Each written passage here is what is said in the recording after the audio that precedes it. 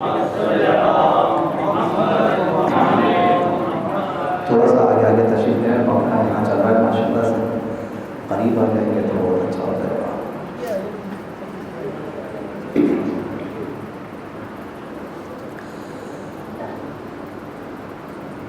बर मोहम्मद वाले मोहम्मद सलावत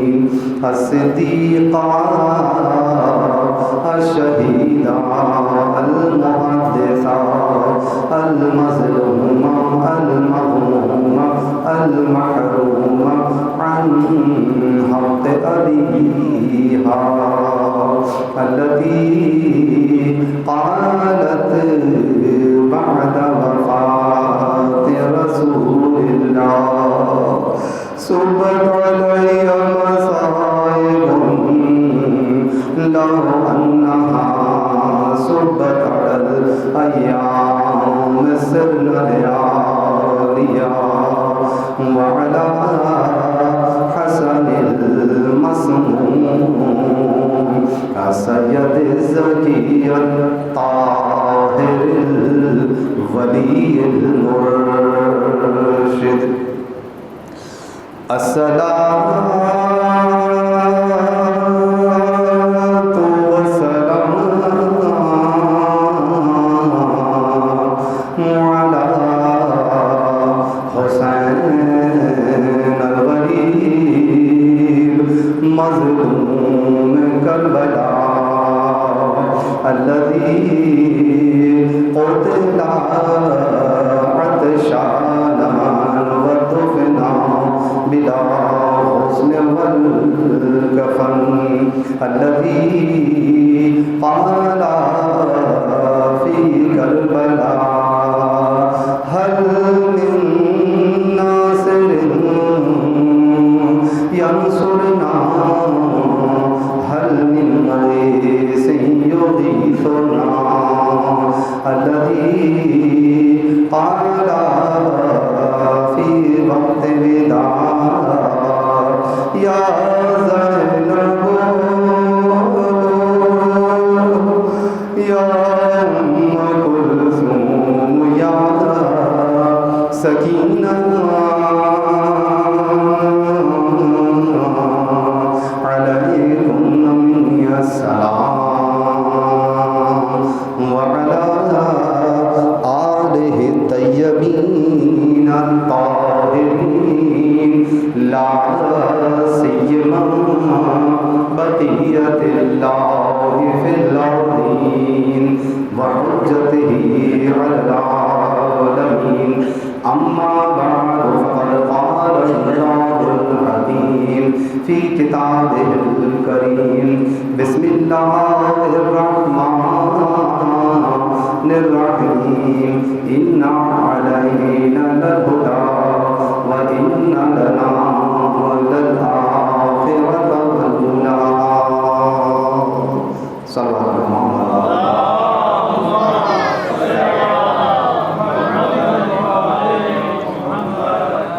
عزیزان طالب سورہ مبارکہ لیل قرآن مجید کا 92 نمبر سورہ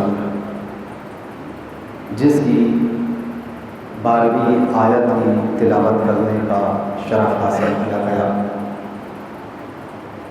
خالق کائنات مالک ارض و سما اپنی محکم اور مدلل کتاب میں ارشاد فرما رہا ہے اِنَّا عَلَيْنَا لَلْهُدَى.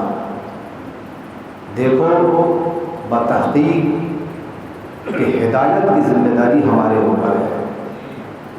وَإِنَّ لَنَا لَلْآخِرَةَ وَالْأُولَى. اور یاد رکھو کہ دنیا اور آخرت کا حساب بھی ہمارے ذمہ ہے. بظاہر یہ آیت بہت مختصر اور بہت چھوٹی ہے، لیکن اپنے اندر اپنے دامن میں پوری ایک تاریخ بشریت کے لیے ایک درس، ایک نظام اور ایک پورا نظام ہستی لیے ہوئے ہیں. اگر آپ اس پر غور کریں تو آپ دیکھیں کہ آپ کی زندگی کے بہت سے اہم سوالات کا جواب اس آیت مبارکہ کے اندر دیا گیا ہے. کیا کہا خدا نے؟ اِنَّا عَلَيْنَا لَلْهُدَى. دیکھو ہدایت کی ذمہ داری ہمارے اوپر ہے. کیا مطلب یہ ہے کہ ہدایت ہمارا کام ہے، ہادی بنانا ہمارا کام ہے، یہ کام تمہارا نہیں ہے. تم اس چکر میں نہ پڑو کہ ہادی کون بنے گا، کیسے بنے گا. بس اتنا یاد رکھنا کہ ہادی بنانا ہماری ذمہ داری ہے. ہم نے جسے بنایا ہے تمہارا کام اور تمہاری ذمہ داری اسے ماننا ہے. اور اگر تم نے بنا لیا تو یاد رکھو پہلے مرحلے پہ ہم نے تمہیں بتا دیا کہ دنیا اور آخرت کا حساب پھر ہمارے ذمے ہے. تمہیں پلٹ کر ہماری بارگاہ میں آنا، تم کہیں جا نہیں سکتے.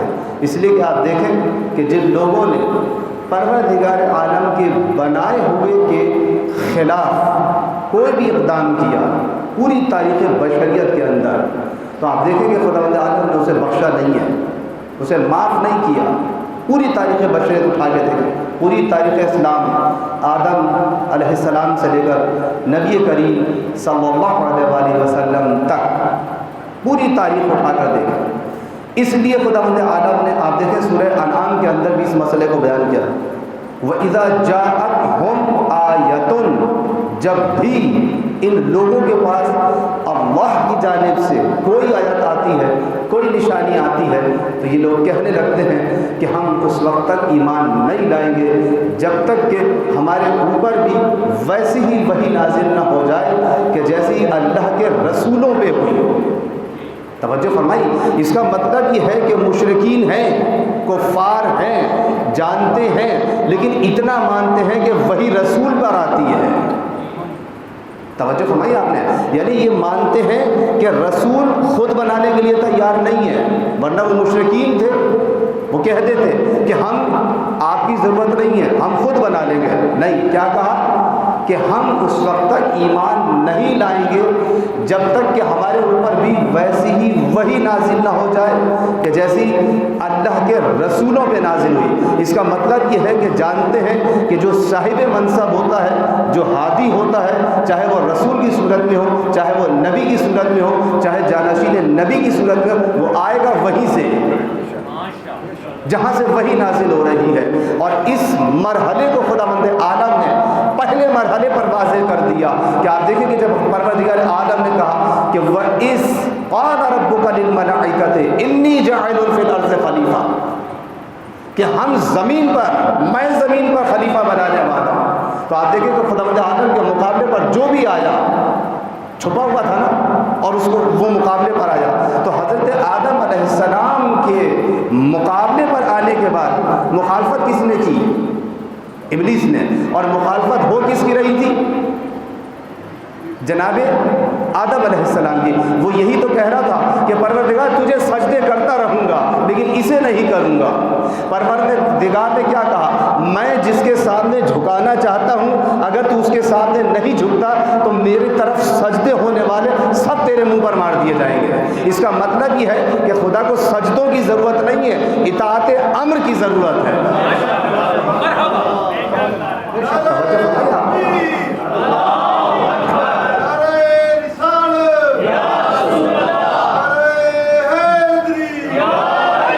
ورنہ آپ دیکھیں تاریخ بشریت، تاریخ اسلام، تاریخ عالم یہ بتاتی ہے کہ کوئی زمین کا حصہ ایسا نہیں چھوڑا کہ جہاں شیطان نے سجدہ نہ کیا، اور اس کے پاس یہ صلاحیت تھی۔ فرشتوں کے پاس جو صلاحیت نہیں تھی، وہ کیا صلاحیت نہیں تھی فرشتوں کے پاس؟ یعنی جو فرشتہ رکوع کر رہا ہے وہ سجدے میں نہیں جائے گا، وہ رکوع میں ہی ہے، اور جو سجدے میں ہے وہ رکوع نہیں کرے گا، وہ سجدے ہی میں رہے گا۔ جو قیام میں ہے وہ قیام ہی کرے گا، اسے رکوع اور سجدے کی اجازت نہیں ہے۔ لیکن شیطان کیا تھا؟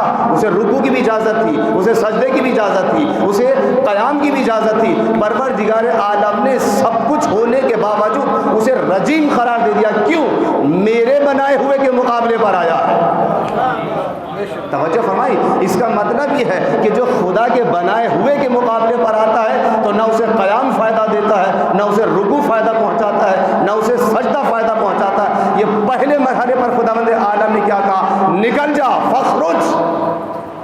پروردگار اتنی جلدی کیا تھی نکال دینے کی؟ تو بڑا کریم ہے، معاف کر دیتا کہ اگر پہلے مرحلے پر معاف کر دوں گا تو ہر دور میں دنیا یہ سمجھے گی کہ پہلے بنا لو بعد میں معافی مانگ لیں گے۔ پروردگار نے کہا ہر گناہ معاف ہو سکتا ہے، میرے بنائے ہوئے کے مقابلے پر جو بھی آئے گا، جو ایک دفعہ مقابلے پر آ گیا، لعنتی تو بن سکتا ہے۔ توجہ فرمائیے، لعنتی تو بن سکتا ہے، عزت مآب نہیں بن سکتا۔ ایک سلوات بھیجنا محمد و آل محمد۔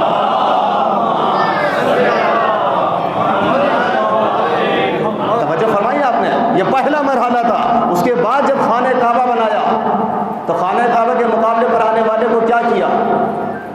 توجہ ہے نا، خانہ کعبہ کے مقابلے پر کون آیا؟ ابرہ۔ کیا کیا پروردگار عالم نے؟ ابرہ ایک ہی دفعہ مقابلے پر آیا تھا، اور پروردگار عالم نے ایک ہی مرتبہ اس کا کام تمام کر دیا، بتا دیا کہ جو کعبے کے مقابلے پر آیا ہے اس کا انجام بھی وہی ہے جو آدم کے مقابلے پر آیا تھا۔ توجہ ہے، یعنی بتانا یہ چاہتا ہے چاہے میں ہادی نمائندے کی صورت میں بناؤں یا کعبے کی صورت میں بناؤں، اس سے کوئی فرق نہیں پڑتا، ہادی ہادی ہوتا ہے، چاہے بولتا ہوا ہو یا ساکن ہو۔ آپ دیکھیں کعبہ کیا ہے، بولتا ہے؟ نہیں بولتا نا۔ قرآن بولتا ہے؟ نہیں بولتا۔ اور حضرت ابراہیم علیہ السلام نے کیا کہا؟ پروردگار وجنبنی وبنی ان نعبد الاصنام، اے پروردگار مجھے اور میری اولاد کو بتوں کی پرستش سے بچائے رکھنا۔ کیوں؟ انہن اضللن کثیرا من الناس، اس لیے کہ پروردگار بتوں کی وجہ سے ان بتوں نے، توجہ کیجئے گا جملے پر، انہن اضللن، ان بتوں نے گمراہ کر دیا۔ بڑی تعجب کی بات ہے، جملے پر غور کریں۔ انہن اضللن کثیرا من الناس، لوگوں کی ایک کثیر جماعت کو گمراہ کر دیا۔ اس کا مطلب یہ ہے کہ گمراہ ہونے والی کثیر جماعت ہوتی ہے، قلیل نہیں ہوتی۔ اب دنیا کو اپنی کثرت پہ ناز نہیں کرنا چاہیے کہ ہم اکثریت میں ہیں۔ قرآن نے پہلے بتا دیا کہ بتوں نے اکثر جماعت کو گمراہ کر دیا۔ توجہ فرمائیے، آپ نے ایک سلوات بھیجنے محمد و آل محمد۔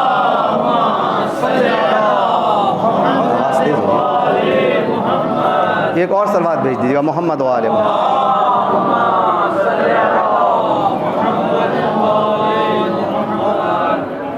میرے خیال سے کتنی دیر سننے کی طاقت ہے آپ لوگوں میں؟ آج تو کافی عرصے کے بعد آپ لوگ ہاتھ آئے، توجہ فرمائی آپ نے۔ تو آپ یہ دیکھیں کہ حضرت ابراہیم علیہ السلام نے کیا جملہ کہا؟ پروردگار ان بتوں نے گمراہ کر دیا۔ آپ یہ بتائیے کہ گمراہ بت بولتے ہیں تو پھر کیسے گمراہ کر دیا؟ آپ کہتے ہیں کہ بولنے کے گمراہ کرنے کے لیے زبان تو رکھتا ہو، بولتا تو ہو، لیکن بتوں کے پاس نہ زبان ہے نہ بولنے کی صلاحیت ہے، پھر کیسے گمراہ کر دیا؟ اس کا مطلب یہ ہے کہ گمراہ کرنے کے لیے بولنا ضروری نہیں ہے۔ اگر خاموش رہ کر گمراہ کنندہ ہو تو قرآن کریم کی نگاہ میں وہ بھی گمراہ کرنے والا ہے جو خاموش رہے۔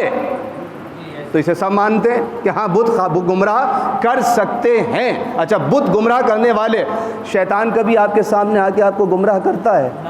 کبھی اس نے آ کے کہا کہ دیکھو بھائی میں شیطان ہوں، میری بات مان لو، اگر مان لو گے تو میں تمہیں جنت سے دور لے جاؤں گا؟ کبھی مانیں گے؟ کبھی نہیں کہتا۔ جب آتا ہے خاموشی سے کان میں کہہ کے چلا جاتا ہے، اور آپ من و ان ویسا ہی کر دیتے ہیں جیسا اس نے سمجھایا۔ تو بتائیے وہ سامنے آ کے بولا؟ کبھی اس نے تعارف کروایا؟ لیکن آپ مان لیتے ہیں۔ اور قرآن نے کیا کہا؟ انہ لکم عدو مبین، وہ تمہارا کھلا دشمن ہے، جبکہ کھل کے سامنے آتا نہیں، پس پردہ رہتا ہے، اور اس کے بعد آپ کو گمراہ بھی کر دیتا ہے۔ تو بتوں کی خاموش رہنے کے باوجود آپ مانتے ہیں کہ گمراہ کرنے والے ہیں۔ شیطان سامنے نہیں آتا، پس پردہ رہتا ہے، مانتے ہیں کہ گمراہ کرنے والا ہے۔ تو اس کا مطلب یہ ہے کہ گمراہ کرنے کے لیے نہ بولنا ضروری ہے اور نہ سامنے آ کر گمراہ کرنے والا ضروری ہے۔ یہاں تک بات کلیئر ہو گئی؟ اگر کلیئر ہو گئی تو پھر سلوات پڑھ کے بتائیں مجھے۔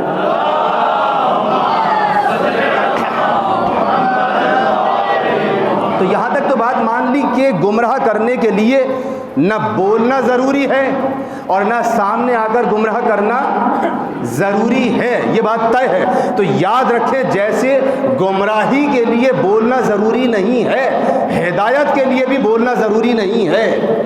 وہ کیسے؟ ابھی میں نے مثال دی، کعبہ خاموش ہے لیکن ہادی ہے، ہادی ہے۔ انا اول بیت وضع للناس للذی ببکۃ مبارکا ھدی للعالمین، مبارک بھی قرار دیا ہے کعبے کو اور ہدایت بھی قرار دیا ہے۔ اس کا مطلب یہ ہے کہ کعبہ مبارک بھی ہے اور ہادی بھی ہے۔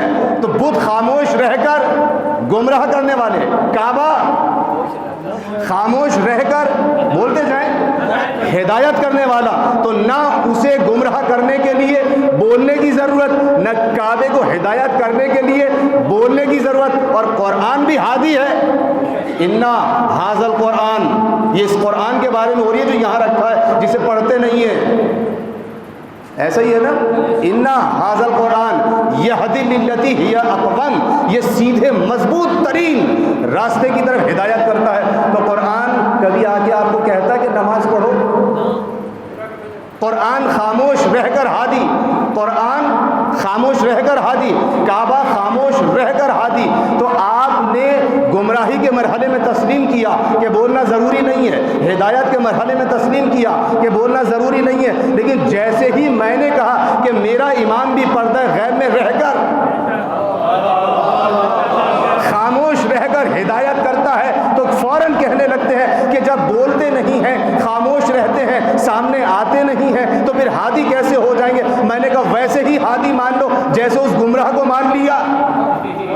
توجہ فرمائیے، جیسے اس گمراہ کرنے والے کو مانا، یعنی آپ کا عقیدہ حجت خدا پر اتنا بھی نہیں ہے جتنا بتوں کی گمراہی پر ہے، جتنا شیطان کی گمراہی پر ہے۔ یعنی آپ یہ دیکھیں کہ انہیں ماننے کے لیے تیار ہیں کہ وہ گمراہ کر سکتے ہیں، اور جسے پروردگار اپنی حجت بنا کے بھیج رہا ہے اس پر ایمان لانے کے لیے تیار نہیں ہے کہ ہاں وہ بھی ہدایت کر سکتا ہے۔ یاد رکھو، بس مسئلہ یہ نہیں ہے کہ کون مانتا ہے اور کون نہیں مانتا، جس کا مزاج جہاں ملتا ہے وہ اسی کو مانے گا۔ جو شیطان والے ہیں وہ شیطان کو مانتے رہیں گے، جو رحمان والے ہیں وہ رحمان کی حجت کو مانتے رہیں گے۔ ایک سلوات بھیج دیں محمد و آل محمد پر۔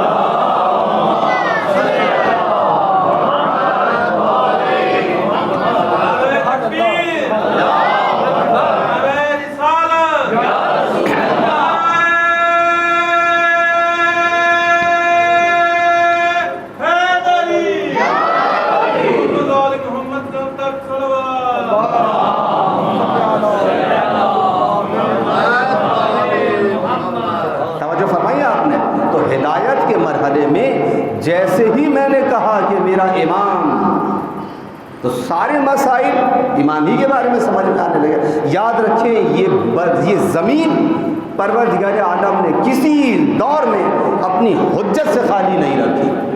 ہر دور میں کسی نہ کسی یا نبی کی صورت میں یا جانشین نبی کی صورت میں پروردگار عالم کی حجت زمین پر موجود رہی ہے۔ یہی وجہ ہے کہ آپ دیکھیں کہ پروردگار عالم نے جب تبلیغ کے مرحلے میں حضرت موسیٰ علیہ السلام کو بھیجا، ایک عجیب نکتہ میرے ذہن میں آیا جو میں چاہتا ہوں کہ اس کو بیان کروں۔ حضرت موسیٰ علیہ السلام گئے، جب پروردگار عالم نے کہا اذهب الى فرعون، جاؤ فرعون کی طرف، کیوں بھیجا تھا؟ دعوت کے لیے، ہدایت کے لیے۔ اور جب ہدایت کے لیے بھیجا تو پروردگار کی بارگاہ میں دست ادب جوڑ دیے۔ پروردگار ہاتھ بندھے ہوئے نہیں ہے، ہاتھ کھولے ہوئے۔ پروردگار میرے بھائی ہارون کو بھی بھیج دے، میرا وزیر بنا کر، جو میرا بھائی بھی ہے۔ موسیٰ، ابھی تو آپ تبلیغ کے آغاز میں ہیں، آپ کو وزیر کی کیا ضرورت پڑ گئی؟ توجہ فرمائی آپ نے ابھی تبلیغ کی نہیں ہے۔ جب تبلیغ ہو جائے گی، امت جمع ہو جائے گی، امت بعد میں پھر خود ہی بنا لے گی۔ یہ آپ کو کیا ضرورت ہے؟ یعنی حضرت موسیٰ علیہ السلام بتانا یہ چاہتے ہیں کہ یاد رکھو، وسیع کی ضرورت یا خدا سمجھتا ہے یا میں سمجھتا ہوں۔ اسی لیے میں پروردگار کی بارگاہ میں کھڑے ہو کر بتا رہا ہوں کہ موسیٰ جیسا نبی بھی اپنے وزیر کے بغیر اپنی نبوت کو آگے نہ بڑھا سکا۔ توجہ فرمائی، یعنی بتانا یہ چاہتے ہیں کہ سلسلہ نبوت بڑھتا ہی جب ہے آگے، جب اس کا وسیع اور اس کا وزیر اس کے ساتھ موجود ہو۔ اور یہ بتا دیا کہ موسیٰ بتا رہے ہیں کہ دیکھو، میں موسیٰ نبی ہو کر، اولو العزم پیغمبر ہو کر، میں اپنے بھائی کا تعارف بھی کروا رہا ہوں، پروردگار کی بارگاہ میں بتا بھی رہا ہوں کہ پروردگار میرے اس بھائی ہارون کو میرا وسیع و وزیر بنا دے۔ اے موسیٰ، آپ پروردگار کے نبی ہیں، آپ معصوم ہیں، آپ اولو عزم ہیں، صاحب کتاب ہیں، آپ خود بنا لیجئے۔ یہ کیا ضروری ہے کہ خدا سے مطالبہ ہو رہا ہے؟ کا بتانا یہ چاہتے ہیں کہ یاد رکھو، پروردگار عالم نے پہلے دن جب آدم کو اپنا خلیفہ بنایا تھا، تو جب فرشتوں نے مشورہ دینا چاہا کہ کیا تو ایسے کو بنائے گا؟ تو پروردگار نے کیا کہا تھا؟ انی عالم ما لا تعلمون، بتانا یہ چاہتا تھا کہ دیکھو یاد رکھو جو منصب میرا ہے تو معصوم فرشتوں کی رائے بھی اس میں درکار نہیں ہے۔ موسیٰ یہی سمجھانا چاہتے ہیں کہ منصب اس کا ہے، نہ فرشتوں کا اس میں کوئی دخل ہے، نہ نبیوں کا اس میں کوئی دخل ہے۔ جہاں سے نبی بن کر آیا وہیں سے اس کا جانشین بھی بن کر آئے گا، اور اگر کسی نے بنا لیا تو جو آدم کے مقابلے پر آنے والے کا ہوا، بس آگے پھر آپ خود ہی سمجھتے ہیں۔ ایک سلوات بھیج دیں محمد و آل محمد۔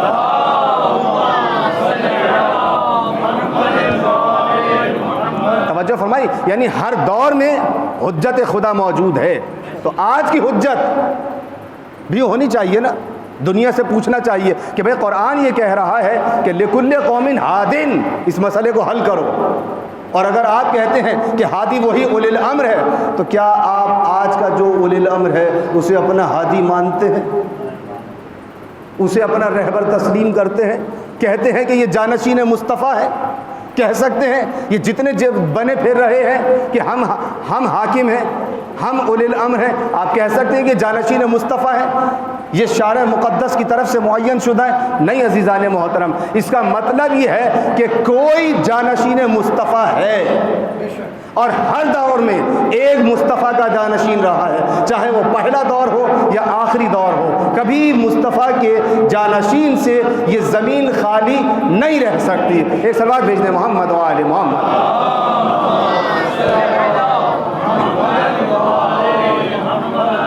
اب آپ دیکھیں کہ جناب آدم علیہ السلام کا سلسلہ کہاں تک پہنچا، اور آدم اول ہیں وہ، توجہ کیجیے گا، اور امام سجاد علیہ السلام، توجہ فرمائی آپ نے؟ نہیں، جب پڑھنے ہیں تو پھر سب مل جل کر پڑھنے صلوات اللہم صلی علی محمد و آل محمد۔ امام سجاد علیہ السلام کی والدہ گرامی کا نام کیا ہے؟ جناب شہر بانو۔ یہ کس طرح سے امام حسین علیہ السلام کی زوجیت میں آئیں یہ بھی آپ جانتے ہیں کہ جب مولائے کائنات حضرت علی بن ابی طالب علیہ السلام کا زمانہ خلافت تھا تو اس وقت کیا ہوا؟ جب اب آ رہی ہے بات صحیح؟ مولائے کائنات کے دور میں حریث جو امام کے نمائندے تھے، انہوں نے ان دو بیویوں کو عجم سے اسیر کر مولائے کائنات کی خدمت میں بھیجا، جناب شہر بانو اور جناب مہر بانو، دونوں بہنیں آئیں اسیر ہو کر۔ اب ساری تاریخ عرب مولائے کائنات کے دربار میں یہ سوچ رہی ہے کہ جو اسیروں کا حال ہوتا ہے اب انہیں عجمیت کی قرار واقعی سزا دی جائے گی، اس لیے کہ عجم سے قرار، آپ دیکھیں ایک تو اسیر اور پھر دوسرا عجمی ہونا، دو جرم عربوں کی نگاہ میں۔ کس کے ہیں یہ؟ جناب شہر بانوں کے، توجہ کیجیے گا۔ اب یہ سوچ رہے ہیں کہ جب مولائے کائنات کی بارگاہ میں آئی ہیں تو اب دیکھتے ہیں کہ ان کا کیا حشر ہوتا ہے اور انہیں کیا سزا دی جاتی ہے۔ مولائے کائنات نے کیا کیا؟ ایک بیٹی کا عقد امام حسین علیہ السلام سے کیا اور دوسری بیٹی کا عقد محمد ابن ابی بکر سے کیا، اور یہ بتا دیا، جب یہ فیصلہ کیا مولائے کائنات نے تو سارے کے سارے دربار والے پریشان ہو گئے، یہ کیا ہوا؟ اتنا بڑا فیصلہ، ہم تو یہ سمجھ رہے تھے کہ انہیں عجمی ہونے کی وجہ سے بڑی سزا دی جائے گی، ان پر بڑا کٹھن وقت گزرے گا، لیکن مولائے کائنات نے کام یہ کیا کہ اپنے بیٹے سید و سردار جو جوانان جنت کے سردار ہیں ان سے یعنی شادی کی۔ توجہ فرمائی آپ نے، یعنی آپ یہ دیکھیں کہ امام حسین علیہ السلام کا رشتہ اگر عرب کے کسی خاندان میں جاتا تو کون تھا جو منع کر دیتا؟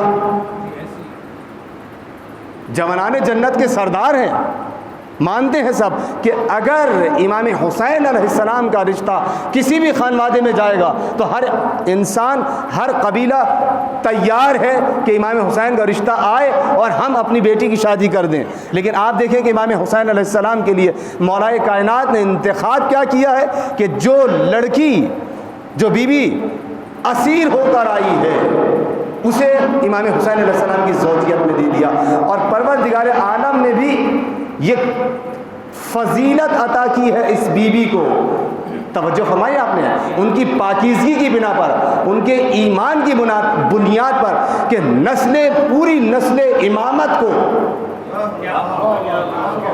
توجہ فرمائی آپ نے، یعنی آپ یہ دیکھیں کہ مولا کائنات کیا فضیلت دے رہے ہیں کہ میں سید و سردار جوانان جنت کی زوجہ بنا کے دے رہا ہوں، پروردگار زوجہ میں نے بنایا ہے، اب اس کی نسلوں کو بڑھانا تیرا کام ہے۔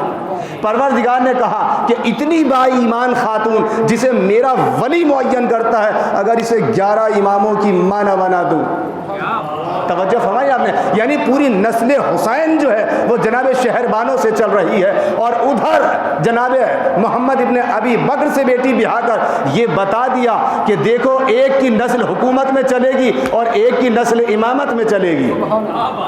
توجہ فرمائی ہم نے، یعنی دونوں کو ملایا ہے امام حسین علیہ السلام نے۔ ایک صلوات بھیج دیں محمد و آل محمد۔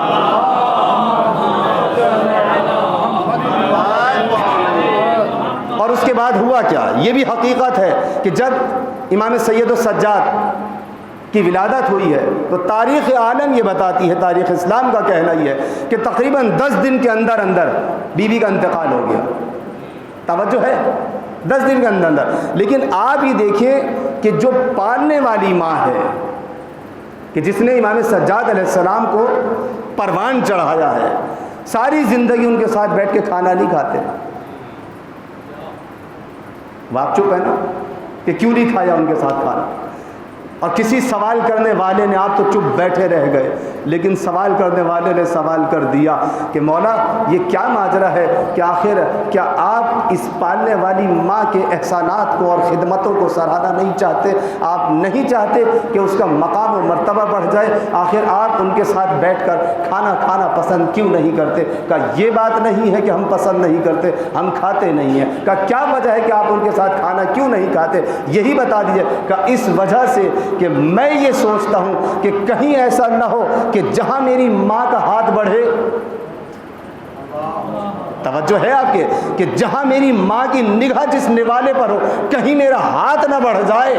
مقام امامت دیکھیں آپ، اور ماں کا مقام و مرتبہ دیکھیں، کس مرحلے پر آ کر امام سجاد نے ماں کی عظمت کو بتایا ہے کہ کہیں ایسا نہ ہو کہ ان کی نگاہ اس نوالے پر ہو جس طرح میرا ہاتھ بڑھ رہا ہے، تو کہیں ایسا نہ ہو کہ ان کا حق مارا جائے۔ یعنی آپ ہی دیکھیں کہ جس مکتب امامت کے اندر ماں کا اتنا مقام ہو کہ ایک نوالا آگے سے اٹھانا گوارا نہ کرے، تو بتائیے کہ ماں اگر ناراض ہو جائے دنیا میں تو ہماری بخشش ہوگی؟ تو سوچنا چاہیے کہ امام سجاد علیہ السلام سمجھانا کیا چاہتے ہیں۔ نہیں عزیزان محترم، شاید آپ کے ذہن میں یہ سوال پیدا ہو جائے کہ یہ کیسے ممکن ہے کہ امام کا ہاتھ اس طرف بڑھ جائے کہ جہاں ماں کی نگاہ اس نوالے پر؟ ہو سکتا ہے ایسا؟ امام معصوم ہیں، امام کا ہاتھ اس طرف نہیں بڑھ سکتا۔ پھر امام نے یہ کیوں کہا؟ کہ یہی تو ہمارا ادب ہے کہ ہم بات دوسرے کی کرتے ہیں، نسبت اپنی طرف دیتے ہیں تاکہ اس کی شان میں گستاخی نہ ہونا پائے۔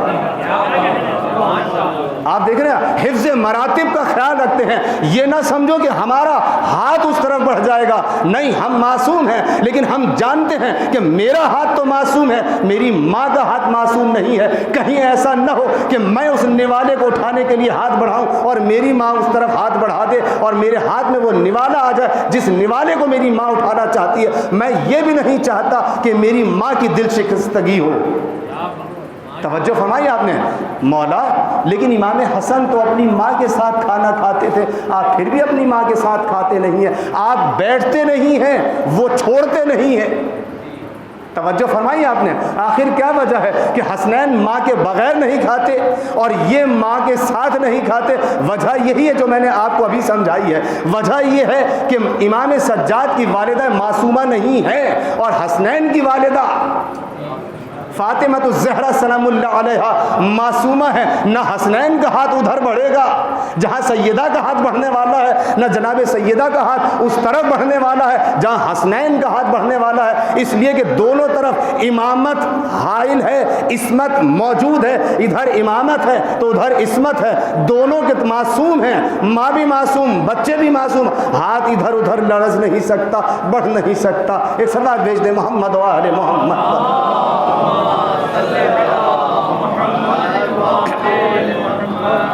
توجہ فرمائی آپ نے، یعنی یہ مقام امامت ہے، یہ سمجھایا کہ دیکھو ہم حفظ مراتب کا خیال رکھتے ہیں، اگر کسی دوسرے کی بھی اصلاح کرنا چاہتے ہیں تو نسبت اپنی طرف دے کر یہ بتانا چاہتے ہیں تاکہ سمجھدار سمجھ جائے کہ خطا اس کی نہیں ہے، خطا ہماری ہی تھی۔ یہی وجہ ہے کہ امام حسین جب امام حسن علیہ السلام گزر رہے تھے اور وضو کرتے غلط آدمی کو دیکھا تھا تو یہ نہیں کہا تھا کہ ہم آپ کے وضو کو غلط قرار دیتے ہیں، بلکہ نسبت اپنی طرف دی کہ ہمارا وضو دیکھیے کہ کس کا وضو اچھا ہے، اصلاح بھی ہو جائے، اور جس کی اصلاح کرنا چاہتے ہیں اسے محسوس بھی نہ ہو۔ تو ہم سید سجاد کی سیرت پر عمل کرنے والے اگر ہیں اور واقعاً ہیں، اور ہم دعوے دار اس بات کے ہیں کہ ہم سجاد کا کلمہ پڑھنے والے ہیں، ہم سید سجاد کو ماننے والے ہیں، تو عزیزان محترم ہمیں اپنی اصلاح کے لیے، لوگوں کی اصلاح کے لیے اسی روش کو اختیار اگر کر سکتے ہیں تو ہم دنیا کو سدھار بھی سکتے ہیں اور دنیا کو اپنا گرویدہ کر سکتے ہیں۔ یہی وجہ ہے کہ کل کی مجلسوں کے اندر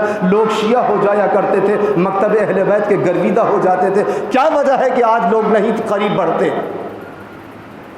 توجہ فرمائی آپ نے، وجہ یہ ہے کہ ہم نے ان ممبروں کو کمائی کا ذریعہ بنا لیا، شہرت کا ذریعہ بنا لیا، ہم نے اسے کھیل اکھاڑا بنا کے چھوڑ دیا ہے۔ نہیں عزیزان محترم، یہ ذمہ داری پڑھنے والوں کی بھی ہے اور منتظمین کی بھی ذمہ داری ہے کہ ایسے افراد کو لے کر آئیں جو ذمہ دار ہوں، ایسے افراد کو لے کر آئیں کہ جو مکتب اہل بیت کا پرچار کرنے والے ہوں، اپنا پرچار کرنے والے نہ ہوں۔ ایک صلوات بھیج دیں محمد و آل محمد پر۔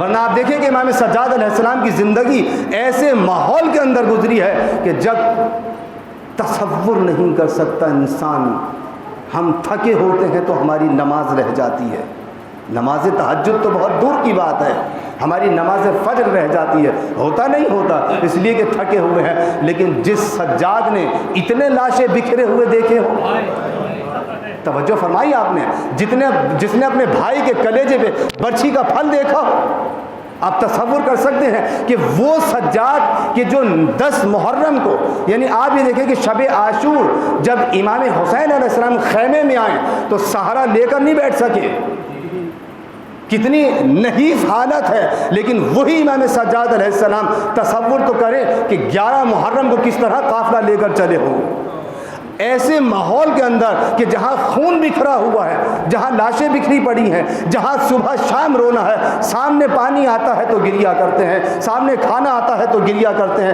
عزیزان محترم، میں ابھی مسائل کی منزل پہ داخل نہیں ہوا، لیکن میں بتانا یہ چاہتا ہوں کہ ایسے مرحلے کے اندر کہ جہاں انسان کے اوسان خطا ہو جاتے ہیں، جہاں انسان کی ہمتیں ٹوٹ جاتی ہیں، جہاں انسان پست ہو جاتا ہے اور گر پڑتا ہے، وہاں سید سجاد دین کی کشتی کو لے کر اس انداز سے بڑھ رہے ہیں کہ آپ یہ دیکھیں کہ اتنی جہاں ایک شخص کے بچنے کی جگہ موجود نہیں تھی، جس لشکر نے علی اصغر جیسے معصوم کو مار ڈالا، وہاں سید سجاد کا بچ جانا یہ معجزے سے کم نہیں ہے۔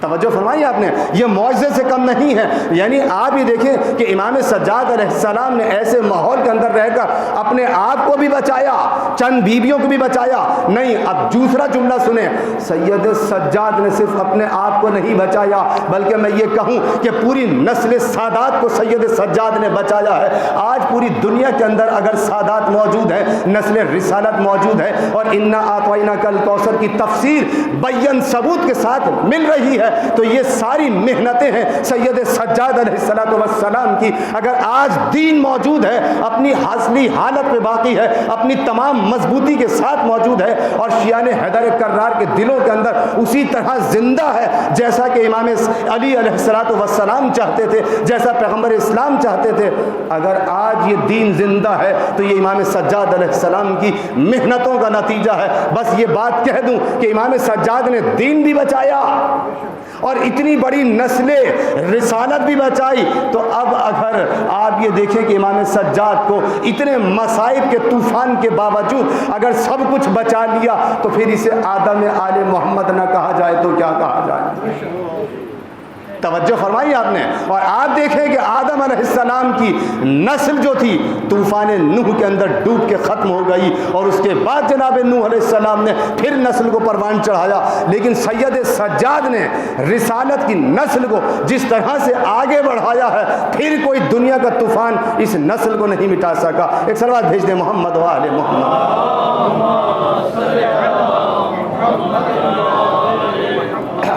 بس آپ کی زحمتوں کو ختم کروں, ایک دو جملے اور مختصر طور پر بیان کر کے بات کو ختم کروں. آپ توجہ کریں کہ امام سجاد علیہ السلام ایسے ماحول کے اندر تسبیح, سجدگاہ, یہ دو چیزیں ہی تو ہیں نا جو آپ کے گھروں کے اندر موجود ہے. آپ تصور تو کریں کہ تسبیح کس کی یاد ہے اور سجدگاہ کس کی یاد ہے. سجدگاہ تسبیح, پہلی تسبیح جو بنائی ہے وہ کس نے بنائی ہے؟ جناب سیدہ طاہرہ سلام اللہ علیہا نے. کیسے بنائی تھی؟ سب سے پہلے دھاگوں سے بنائی, دھاگے میں گرہ لگا کے تسبیح بنائی.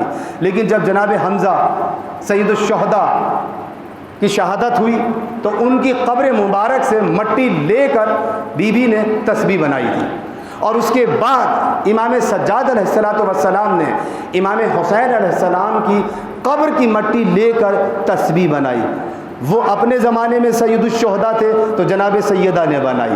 ان کے بعد امام حسین کی شہادت کے بعد امام حسین سید الشہداء ہیں تو امام سجاد علیہ السلام نے اس خاک کربلا سے مٹی لے کر اس کی تسبیح بنائی ہے. اب آپ دیکھیں کہ تسبیح بنائی اور یہ تسبیح کس کے ہاتھ میں ہے؟ امام کے ہاتھ میں. اور اس خاک کی ایک خاصیت یہ ہے کہ اگر اسے نہ بھی پڑھا جائے, یہ نہ بھی پڑھا جائے اور آپ اس کے دانے گھماتے رہیں تب بھی یہ تسبیح پروردگار کرتی رہتی ہے. اور کیوں نہ کرے؟ اس لیے کہ ایک دست امامت ہے اور ایک امامت کی تربت ہے. توجہ فرمائی, جس خاک کے اندر حسین کا خون مل جائے تو جو نوکے نیزہ پر تلاوت کرتا ہے وہ خاک.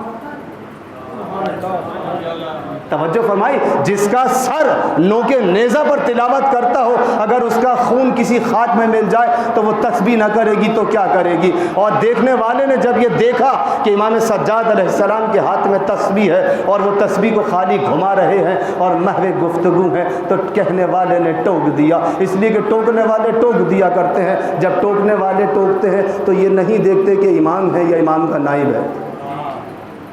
توجہ فرمائی آپ نے, امام کو بھی ٹوک دیا اور کہہ دیا کہ آپ گفتگو کر رہے ہیں اور تسبیح سے کھیل رہے ہیں, پڑھ بھی نہیں رہے. تو امام نے کیا جواب دیا؟ کہنے لگے نادان, تجھے نہیں معلوم کہ یہ کس کی تسبیح ہے؟ یہ کس چیز کی بنی ہے؟ یہ خاک کربلا کی ہے, یہ تربت حسین کی تسبیح ہے. تجھے نہیں معلوم کہ اگر اسے نہ بھی پڑھا جائے یہ تب بھی تسبیح کرتی رہتی ہے. توجہ فرمائی آپ نے. اور اس کے بعد سید سجاد ہی نے سب سے پہلے اگر تربت خاک پہ سجدہ کیا ہے, امام حسین علیہ السلام کی خاک سے تربت سے مٹی لے کر سجدگاہ بنائی. اور اس سے پہلے اگر آپ تاریخ اسلام میں جا کر دیکھیں تو خود پیغمبر اسلام کی تاریخ میں یہ ملتا ہے کہ جب وہ نماز پڑھتے تھے تو کھجور کا ایک ٹکڑا الگ سے رکھتے تھے. توجہ فرمائی آپ نے. اب اگر جو لوگ یہ کہتے ہیں کہ سجدگاہ پہ سجدہ کرنا بدعت ہے تو یاد رکھو ہمیں کہنے سے پہلے پیغمبر اسلام کے اوپر یہ الزام عائد ہوتا ہے. اس لیے کہ پیغمبر اسلام خود رکھتے تھے. اور تاریخ اسلام جا کر دیکھیں کہ پیغمبر جا نماز کے علاوہ ایک ٹکڑا رکھ کر اس پر سجدہ کرتے تھے. کل والوں نے اعتراض نہیں کیا اور آج والے اعتراض کرنے والے ہیں. حالانکہ اگر کل والے اعتراض کرنا چاہتے تو اعتراض کر سکتے تھے کہ ہم میں اور تم میں فرق کیا ہے. ہمارے سامنے بھی ایک بت ہوتا ہے جس کے سامنے ہم سجدہ کرتے ہیں, آپ کے سامنے بھی ایک چیز ہوتی ہے جس کے سامنے حضور آپ سجدہ کر رہے ہیں. بس اگر مشرک ہے تو ہم دونوں مشرک ہے, موحد ہیں تو ہم دونوں موحد ہیں. آپ کے سامنے بھی ایک ٹکڑا ہے اور ہمارے سامنے بھی ایک بت رکھا ہے. لیکن دیکھیں نہ کل کے مشرکین نے یہ سوال اٹھایا, نہ کل کے نمازیوں نے پیغمبر کے پیچھے کھڑے ہو کر نماز پڑھنے والوں نے. بڑی خاموشی ہے, اتنی خاموشی کے ساتھ آپ سن رہے ہیں. مجھے لگتا ہے بہت زیادہ توجہ سے سن رہے ہیں. اتنی توجہ سے نہ سنیں کہ مجھے نہ پتا چلے کہ توجہ سے سن رہے ہیں یا سن رہے ہیں.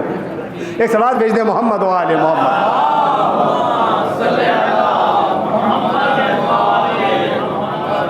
آپ لوگ تھک گئے، میں بیان کو سمیٹ دیتا ہوں۔ ہاں وہ شہباز صاحب کہہ رہے ہیں کہ آقا صاحب آپ پڑھیں، ہم تو سن ہی رہے، آپ پڑھیں جتنا پڑھنا ہے۔ ایسا ہی ہے نا، ایک سماج بھیج دیں محمد و آل محمد۔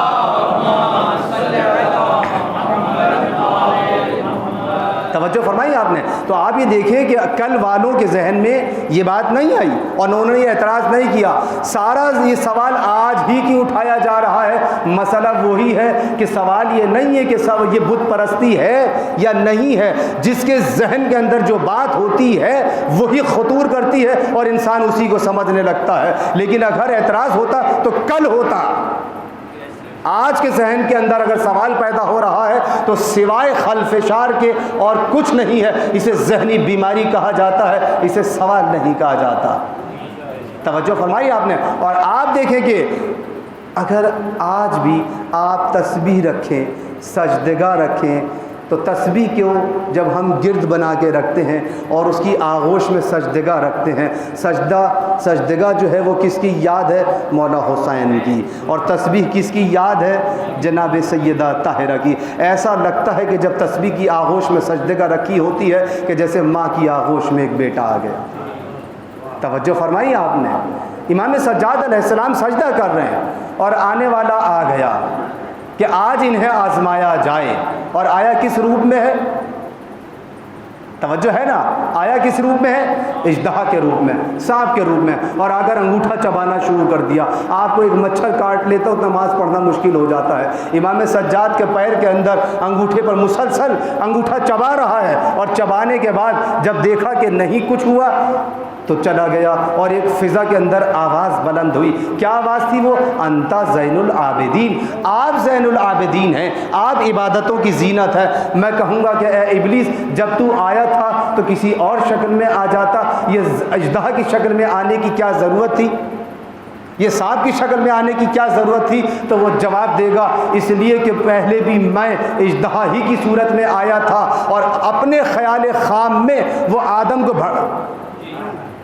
آدم کو بھڑکا چکا تھا، وہ آدم کو گمراہ کر چکا تھا، لیکن بتانا یہ چاہتا ہے کہ میں آیا ہی اسی وجہ سے ہوں تاکہ دنیا پہچان لے کہ کل کے آدم کے سامنے کھڑے ہو کر جب میں نے عرش بری پر یہ کہا تھا کہ پروردگار میں سب کو بھڑکاؤں گا الا عبادک المخلصین، تاکہ پتہ چلے کہ جو میں نے کہا تھا کہ وہاں مخلصین کے علاوہ سب کو بھڑکاؤں گا، تو آج دکھانے آیا ہوں کہ یہی وہ مخلصین بندے ہیں کہ جن کو نہیں بھڑکایا جا سکتا ہے، جن کو نہیں ہٹایا جا سکتا ہے۔ ایک صلوات بھیجنے محمد و آل محمد پر۔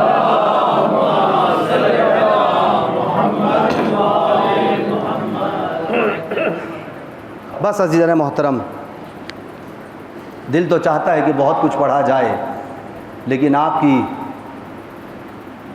مشقتوں کو دیکھتے ہوئے، دامن وقت کو دیکھتے ہوئے اپنے مطالب کو سمیٹ رہا ہوں۔ حقیقت یہ ہے کہ سید سجاد نے کربلا سے لے کر کوفہ تک اور کوفے سے لے کر شام تک کا جو سفر طے کیا، جو میں نے ابھی جملہ کہا تھا نا، آپ توجہ تو کریں کہ وہ سید سجاد، تصور تو کرے انسان واقعاً کہ شب عاشور امام حسین علیہ السلام جب خیموں میں گئے ہیں، تو جب سید سجاد کے خیمے میں گئے تھے نا، میں ہمیشہ اس جملے کو پڑھتا ہوں اور سوچتا ہوں اس کے بارے میں کہ جب گئے ہیں تو جناب زینب سلام اللہ علیہا کو اپنے ساتھ لے کر گئے خیمے میں، تو آپ کبھی سوچیں کہ جناب زینب کو کیوں لے کر گئے سید سجاد کے خیمے میں؟ جواب یہ ملتا ہے تاریخ اسلام سے، علماء کے بیانات سے، کہ امام حسین علیہ السلام بیوی کو اس وجہ سے لے کر جا رہے ہیں کہ کہیں ایسا نہ ہو کہ میری حالت دیکھ کر سید سجاد کو غش نہ آ جائے، کوئی تو ہو کہ جو میرے سجاد کو سنبھال لے۔ اور یہی ہوا کہ جناب زینب سلام اللہ علیہ نے جناب سید سجاد کو سہارا دے کر بٹھایا ہے، اور جب امام حسین علیہ السلام کی پیشانی سے خون بہتا ہوا دیکھا تھا تو پہلا سوال یہ کیا تھا امام سجاد علیہ السلام نے، بابا کیا اب چچا عباس نہیں رہے؟ توجہ فرمائی آپ نے، یعنی امام سجاد علیہ السلام کی زبان پر اس جملے کا آنا بتا رہا ہے کہ سید سجاد پر کتنا، سید سجاد کو اپنے چچا عباس پہ کتنا ناز تھا کہ جب تک میرا چچا موجود ہے میرے بابا پر کوئی غضب نہیں آ سکتا، خون بہنا تو بہت دور کی بات ہے۔ تو مولا امام حسین علیہ السلام نے کیا جملہ کہا تھا، اے بیٹا سجاد، اب مردوں میں تمہارے اور میرے علاوہ کوئی باقی نہیں رہا۔ عزیز و بس عجیب جملہ ہے کہ جناب سید سجاد 22 سال کی عمر ہے، 22 سال کا عمر کا سن ہے، اور گلے میں خاردار توق، ہاتھوں میں ہتھکڑیاں ہیں، پاؤں میں بیڑیاں ہیں، اور کس طرح سے اس قافلے کو لے کر چلے ہیں، ہر جگہ جگہ تازیانے کھاتے ہیں۔ کہیں آپ یہ دیکھیں کہ امام حسین علیہ السلام کے بعد اگر پیاس کی شدت دیکھنی ہے تو امام سجاد علیہ السلام کی پیاس کا اندازہ لگائیں، بھوک کا اندازہ لگائیں، لیکن سجدے پہ سجدہ ہے، سجدے پہ سجدہ ہے، کبھی ہر جگہ جہاں سے موقع ملتا ہے سجدہ ہے۔ امام کے باغ کے اندر عزیزان محترم 500 درخت تھے، اور ہر درخت کے نیچے سجدہ کیا کرتے تھے۔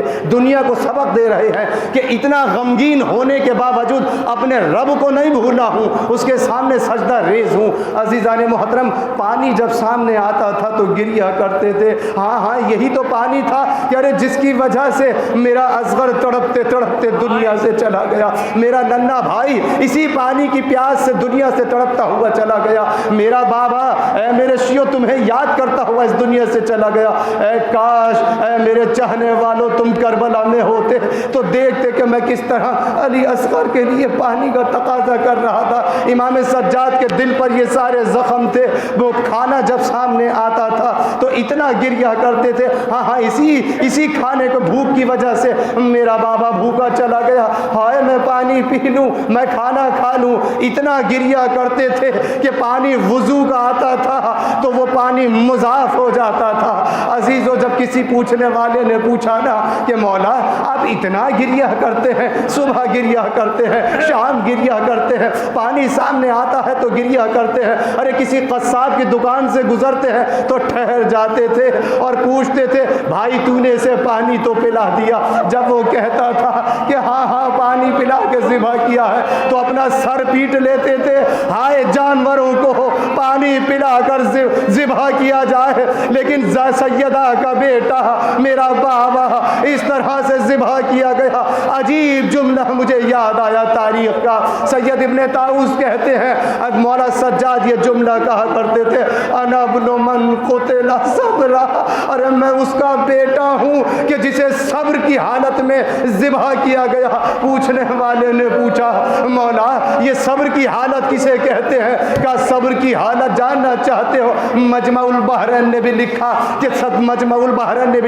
کہ صبر کی حالت کیا ہوتی ہے؟ صبر کی حالت یہ ہوتی ہے کہ جانور کے ہاتھ اور پیروں کو باندھ دیا جاتا ہے اور اسے اتنی ضربیں ماری جاتی ہے کہ وہ اپنی ضربوں کو برداشت نہیں کرتا اور مر جاتا ہے۔ مولا کہتے ہیں ارے میرے بابا کو اس طرح سے ذبح کیا گیا کہ جس کے ہاتھ میں جو تھا، جو کوئی نیزہ چلاتا تھا، کوئی تیر چلاتا تھا، کوئی تبر مارتا تھا، کوئی پتھر مارتا تھا، ارے جس کے ہاتھ میں کچھ نہ تھا وہ کربلا کی گرم ریت اٹھا کر میرے بابا کی طرف پھینکتا تھا۔ سید سجاد روتے رہتے تھے، الشام الشام الشام، مولا یہ آپ شام کو کیوں یاد کرتے رہتے ہیں؟ ارے وہ ستم ہم پہ گزرا ہے کہ میری پھوپھیاں، میری بہنیں، میری بیٹیاں اس طرح سے بازار کوفہ و شام میں سر برہنہ پھیرائی گئی ہے، اور اس طرح سے سب سے سخت مرحلہ ہم پر وہ گزرا۔ بس عزیز و سید سجاد کی پوری عمر مبارک 61 ہجری سے لے کر 95 ہجری تک عزیزو وہ کرب کی زندگی گزاری ہے کہ ہمیشہ روتے رہے، لیکن وہ وقت آیا کہ جب حکومت وقت کو یہ بھی برداشت نہ ہو سکا کہ یہ جب تک روتے رہیں گے دنیا کو بیدار کرتے رہیں گے، آپ کا گریہ یہ بیداری کی علامت ہے۔ سید سجاد نے رو کر بتایا کہ گریہ بیداری کی علامت ہے۔ دنیا نے نہیں چاہا کہ سید سجاد کا گریہ باقی رہے۔ ولید بن عبد الملک بن مروان نے میرے مولا کو زہر دیا، زہر اثر کر گیا۔ میرے مولا نے باقر علیہ السلام کو بلایا، بیٹا ارے بیٹا میں ایک رات کا مہمان مہمان ہوں، میں ایک رات کا مہمان ہوں، دیکھو مجھے غسل بھی دیکھنا، مجھے کفن بھی دینا۔ میں کہوں گا مولا آپ کو غسل بھی دیا گیا، آپ کو کفن بھی دیا گیا۔ یہ اہل بیت علیہ السلام میں یہ پہلا جنازہ تھا جسے بڑی شان سے تیار کیا گیا، اس لیے کہ اہل بیت میں میرے پیغمبر کا جنازہ میں کتنے لوگ تھے یہ آپ جانتے ہیں۔ سیدہ کا جنازہ رات کی تاریکی میں اٹھا، مولا کائنات کا جنازہ بڑی خاموشی سے اٹھا دیا گیا۔ مولا حسن کے جنازے پر تیروں کی برسات تھی اور سید الشہداء مظلوم کربلا کا لاشا، 3 دن کا بے غور و کفن لاشا، ارے ٹاپوں سے پامال لاشا کربلا کے صحرا میں بکھرا پڑا رہا۔ اور یہ پہلا لاشا تھا، جب اٹھا کر چلے ہوں گے تو روح سجاد آپ سمجھتے ہیں شاد ہوئی ہوگی کہ ہاں میرے اٹھانے والے آ گئے، نہیں عزیزو، روح سجاد تڑپ گئی ہوگی، ہائے میرا تو جنازہ اٹھانے والے پیدا ہو گئے، لیکن ہائے میرا بابا، میں جب کربلا میں پہنچا تو میرے ہاتھوں میں ہتھکڑیاں تھی، پاؤں میں بیڑیاں تھی، گلے میں خاردار توق تھا، میرے بابا کا کوئی جنازہ اٹھانے والا نہ تھا۔ اللہ لعنت اللہ علی قوم الظالمین۔ ماتم حسین۔